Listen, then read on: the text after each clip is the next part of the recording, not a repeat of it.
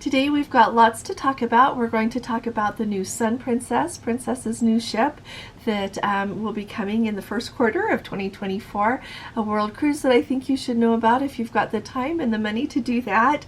We're going to talk about a few things to do with the changes to the Princess Plus and Premier packages, just a way to think about things if you're trying to figure out what to do, and lots of other updates and I think really helpful information for you. So stick with me today.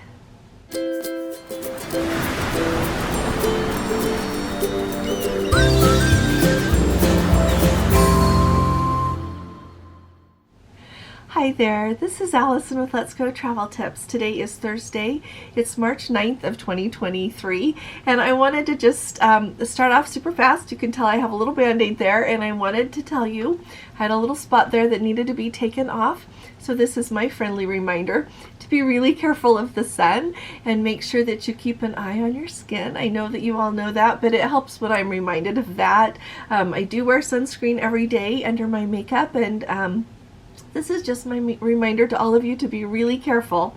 So the other thing that I wanted to talk to you about, I just had a really interesting phone call. I was ready to come down here and do my video, and a really nice lady called me that is one of our Let's Go family members, and she was telling me a little bit about her experience with working with Princess customer service, and they had it's their very first cruise booked on Princess, and they had been working with one of the Princess vacation planners, and she was just a little bit amazed that they don't know the answers to her questions, and they were really simple things like how do you submit your stock certificate to get your shareholder onboard credit benefit. Lots of things, and every time she calls she gets a different answer to some things, and so I just wanted to let you know that this is not unusual. It's a really good reason to have a travel agent, someone to take care of all of that for you, someone that knows the right answers. So I thought I would put that out there, and then also just to let you know that you're not the only one that happens to. I know that sometimes, at least in my world, when something's not working right, I think that it's only happening to me, but it's not. It's happening a lot. But I think it's also equally important to note that there are still some really amazing Princess customer service people. I am sure that there are some excellent Princess vacation planners still there. And so I don't want to put everybody in the boat and send them all down the river together there. There are still some really, really good ones. And I love when I get an excellent Princess customer service rep on the phone, because it makes all the difference in the world. So so I guess that would also be a point to say, if you don't get the help you need, call back again, and hopefully you will get someone really good on your next call. The same thing happens to me with when I chat in. Often I feel like they're just cutting and pasting and not really addressing my question. I know other people say that, but keep trying, and hopefully you'll luck out and get someone that's really good if you need help. And then when you book a cruise again, you might want to consider having a travel advisor help you. Now, this is so exciting, everyone. Yesterday, Princess floated out over there in the Fincantieri shipyard in Italy, of all places, their brand new Sun Princess. So when they say they floated out, that is when they take it from being completely built there on land at the dock, and it's the first time that water touches the ship. So it is a very special day. It is a really big deal. It makes me even more excited. As I was watching the footage that Princess put out about that, I was so excited, because we're going to have a new Princess ship. She is going to be the very first one in the Sphere class, and I know that Princess is really everything you read about this. They say this is the future of Princess. So I really hope that we keep our older ships for a long time, because I love them. And of course, though, there is still the really fun thing about the opportunity to see a brand new ship and what they are envisioning for the future of Princess. As I have looked over the pictures they've had that they've released of what they're expecting it to look like inside, and what some of the stats that they've given on what customers, all the passengers can expect to experience on board, it seems like it is going to be amazing. Amazing. Will there be things that we don't enjoy as much?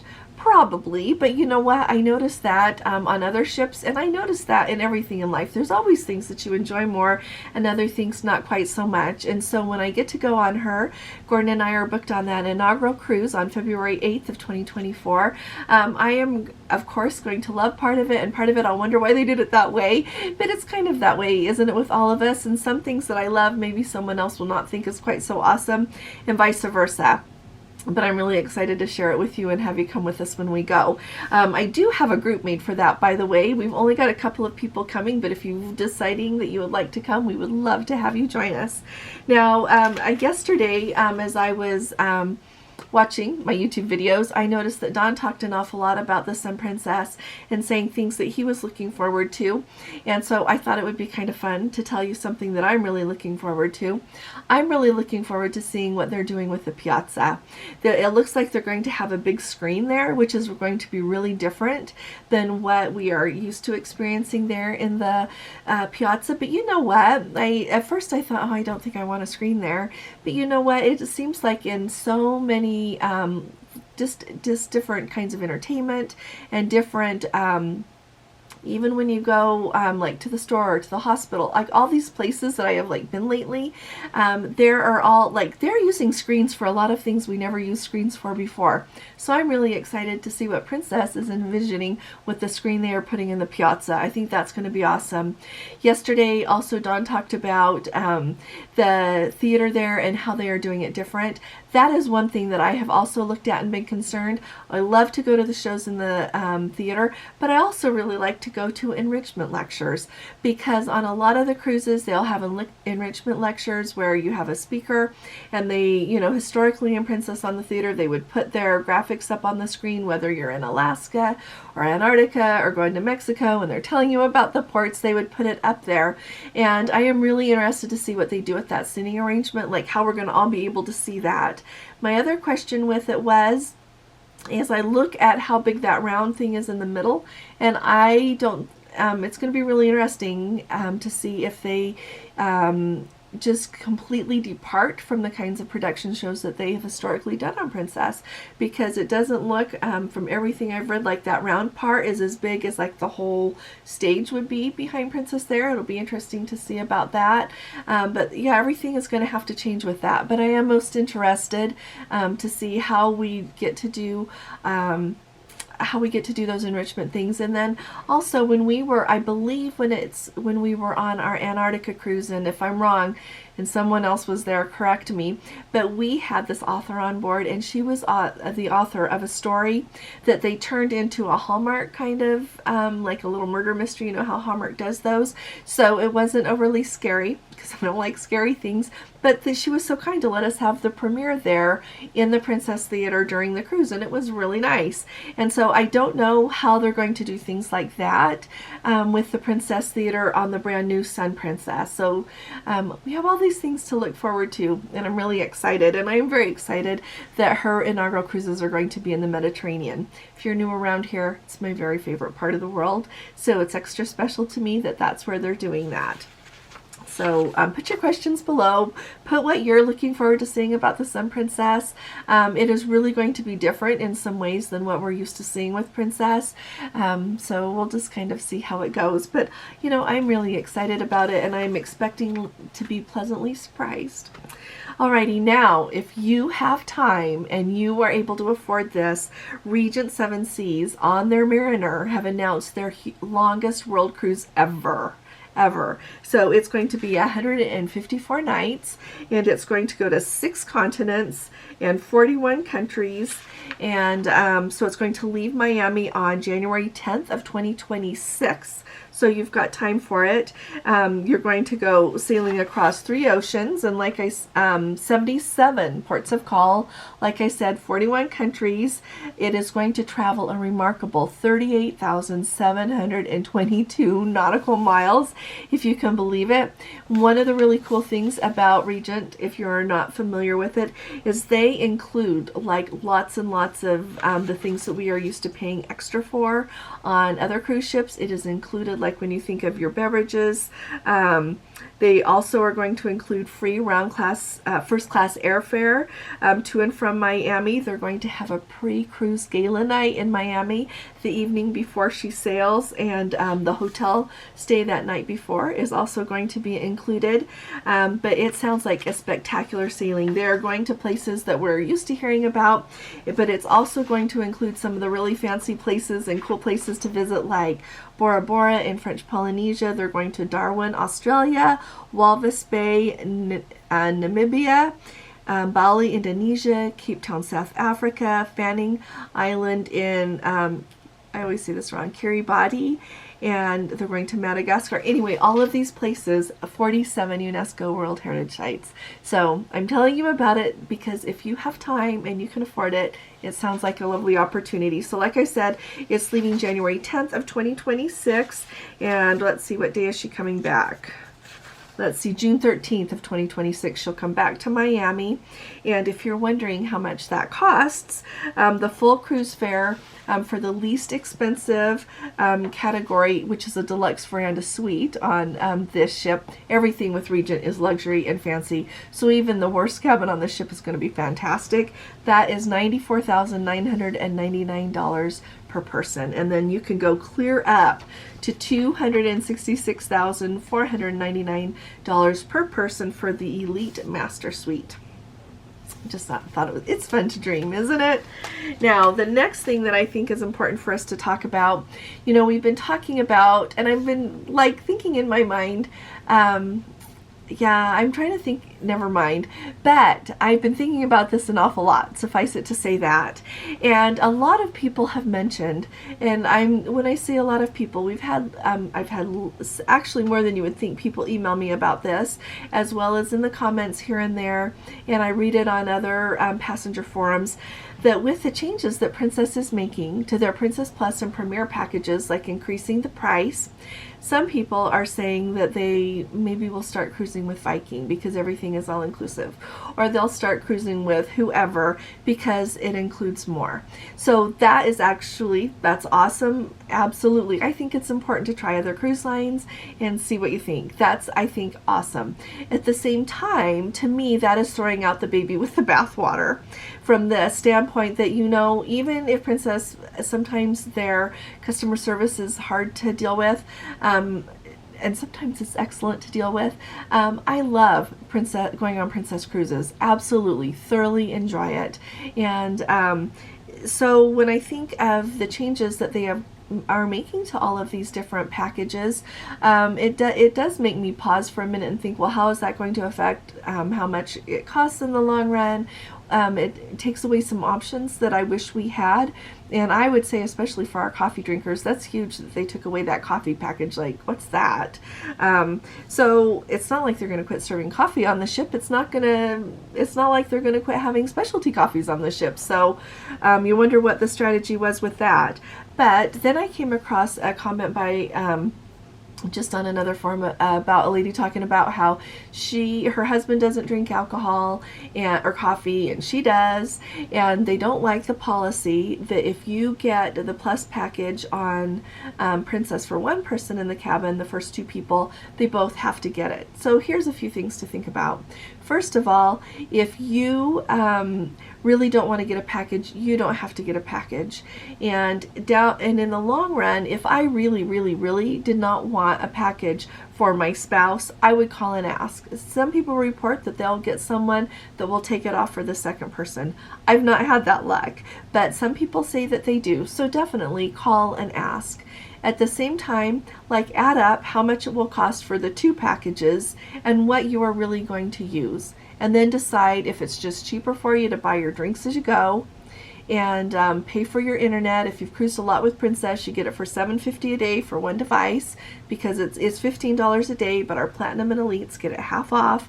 So that saves you a lot of money. But just kind of add things up and think about it. But I definitely would not throw out the Princess Cruise experience for nothing just because of a drink package thing. Okay, just kind of navigate that, kind of think about it. But I think it's really important to, sometimes I get, I'm a little disappointed in things, and it's really easy to say, maybe I'll just cancel.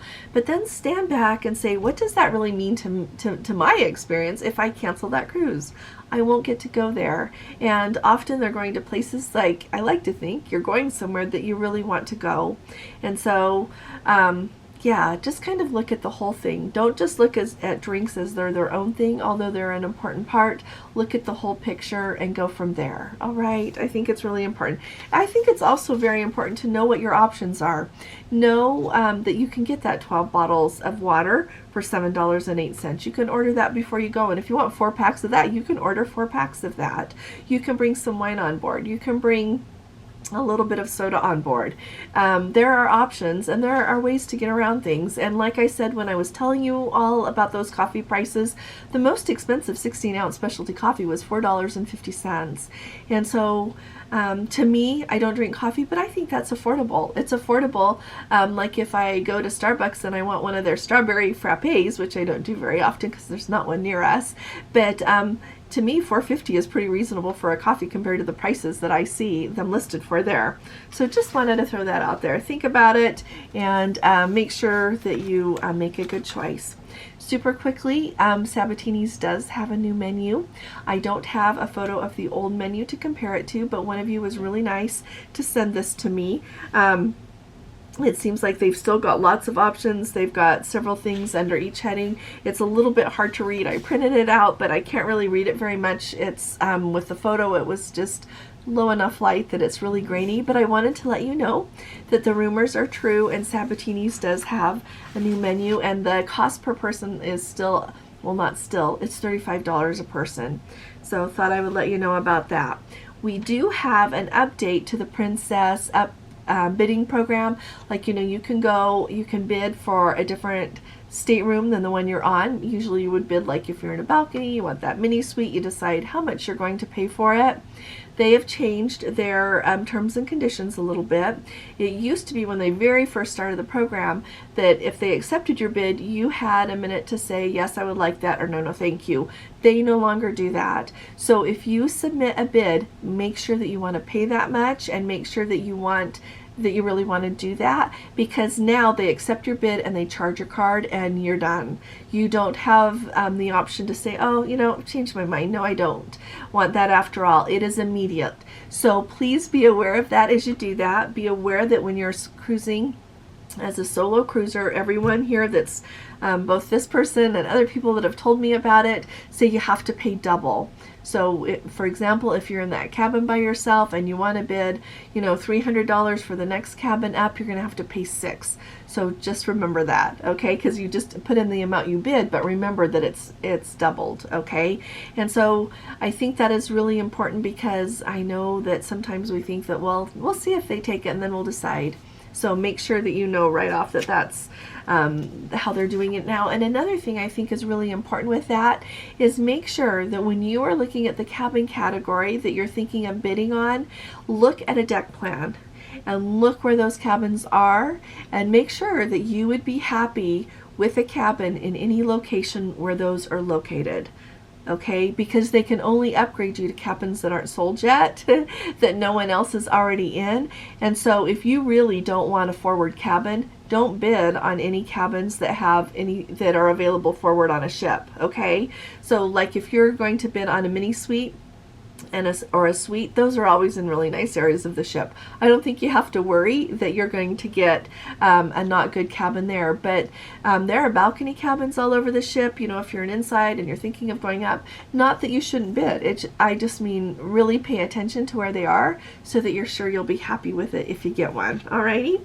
Now we've got an update from a Let's Go family member who was just on the Royal Princess, and I really appreciate him sending this to me. And so a few things that I think would be, we're going to talk about a few things as we go through this, because it's a couple of things that I'm like, oh yeah, that's how that works. So first of all, they were just on the Royal Princess and they just barely got off, and so the comedians for the comedy theme cruise was very good. They really super enjoyed that. It was a comedy theme cruise, by the way.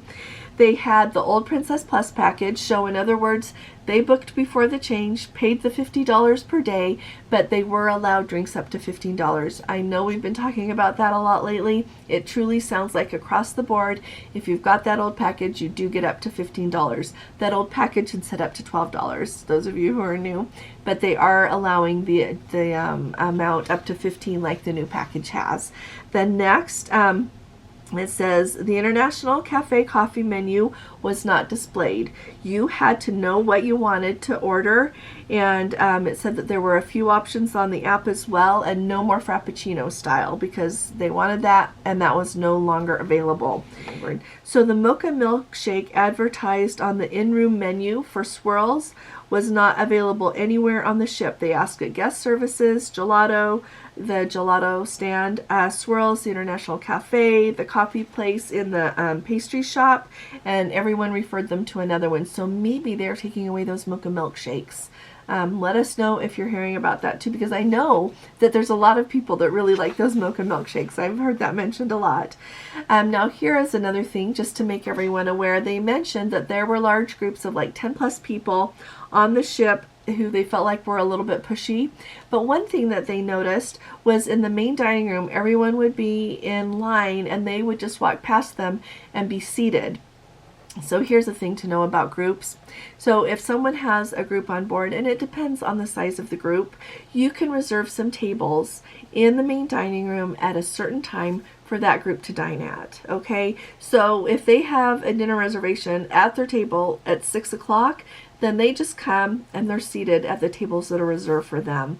I don't think it's nice to ever be pushy. I don't care if you have a table reserved or not.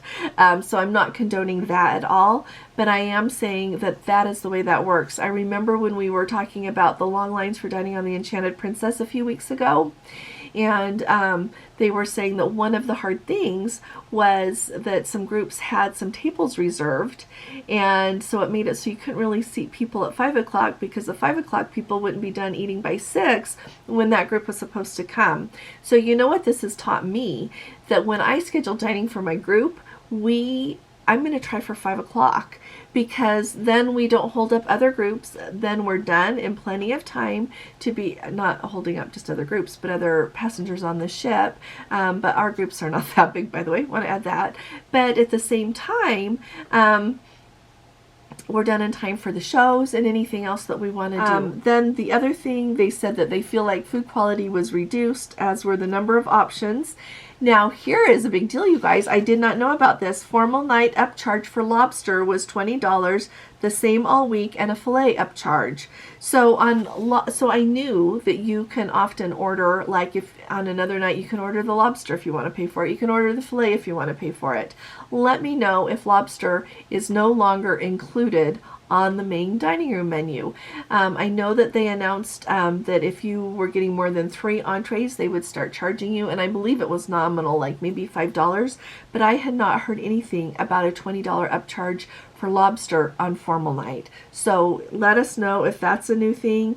Let's see. And then I have not, they had the finally, you know, we've heard about that reserved seating in the Princess Theater for people with the Princess Premier package. They said they did see that there were blue slip covers over the reserved seats, like over the individual seats for people that were in that, and it was at the very back center section is where those seats were reserved. So let us know if you're seeing those reserved seats. I'll never have that. I don't need the Premier package, but they said that they never saw anyone sit in those seats, and there was no lack of seating for the shows, even at the last minute. Alrighty, and then the last thing is, as I had mentioned to you before on another cruise out of San Francisco, that they had boarded an Expedia group first before the Platinum and Elite.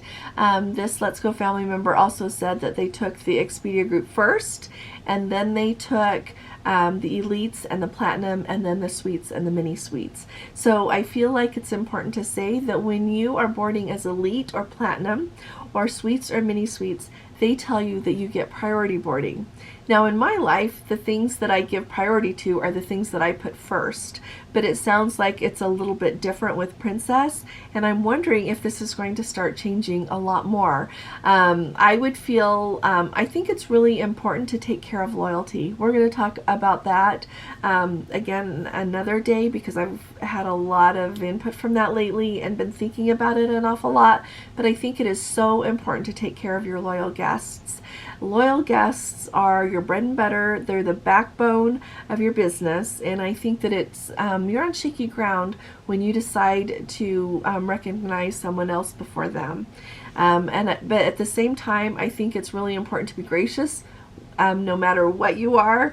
I know that I've heard of some people complaining if they're not first, but at the same time, tell me what you think, okay? Just tell me what you think in the comments. And if you haven't subscribed yet, please do. And I feel like I should tell you this super fast. We're not going to do our live tomorrow evening, Friday night. We were hoping to, and then I remembered we're having the little birthday party because our little grandson is turning 1. And so that's what we're going to do tomorrow night. So we'll keep you up to date. Plan on Monday night as usual with us. Now, if you haven't subscribed, please do subscribe. We really need you with us, and it helps us out. If you appreciate these updates, please give this video a thumbs up, and I will be talking to you all again really soon. You all take really good care. God bless you. Love you. Bye-bye.